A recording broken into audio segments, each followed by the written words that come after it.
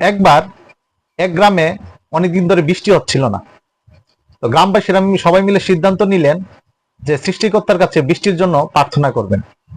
তো সেই প্রার্থনা অনুষ্ঠানে এক ছেলে ছাতা নিয়ে গেলেন, আর সেটাই হচ্ছে বিশ্বাস যে সৃষ্টিকর্তার কাছে প্রার্থনা করলে অবশ্যই বৃষ্টি হবে।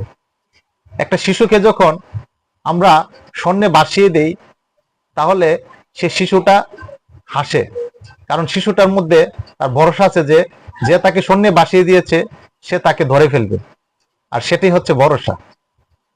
আমরা যখন মোবাইলে অ্যালার্ম দিয়ে ঘুমাতে যাই, আমরা সে আশা নিয়ে ঘুমাতে যাই যে যখন মোবাইলের অ্যালার্মটা বাজবে আমরা ঘুম থেকে উঠে যাব, আর সেটাই হচ্ছে আশা। আমাদের যে কোনো কাজে তিনটা জিনিস থাকা লাগবে সৃষ্টিকর্তার প্রতি: বিশ্বাস, ভরসা এবং আশা। তাহলে আমাদের এই কাজটা আমরা যথাযথভাবে সফল হতে পারবো। Thank you.